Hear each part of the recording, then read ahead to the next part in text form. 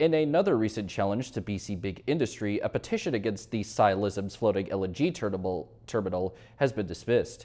CFTK-TV's Jaylene explains.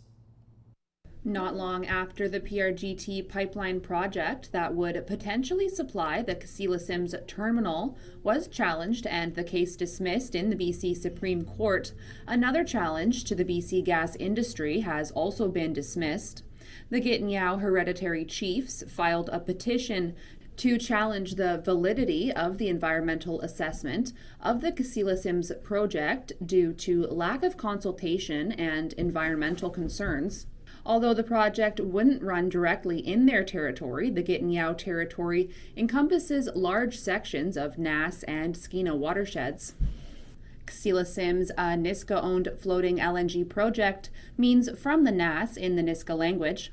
In filing the legal proceedings, the Gatineau Lac-Siep cited grave concerns over threats to salmon populations, escalating climate risks, and inadequate consultation. Regarding the Ksi Lisims LNG terminal and the scope of consultation and the very premature determination that the Provincial Environmental Assessment Office has made, saying that there will be no impacts to juvenile salmon regardless of where they originate from, regardless if they originate in Gatineau territory or Gitxsan or Nisga'a territory, and that consultation is only with those nations who they have determined to be a participating Indigenous nation.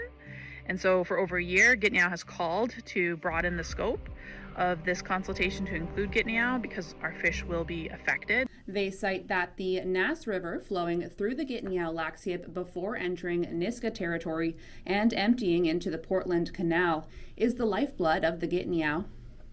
The application for judicial review was filed in BC Supreme Court in Vancouver on October 25, 2024. The Environmental Assessment Office maintained throughout the following proceedings that there was no information to suggest that effects in the project area will result in impacts to Gatineau fisheries, and that the possible impacts listed by the Gatineau and backed by Skeena Wild's Dr. Michael Price were, quote, speculative.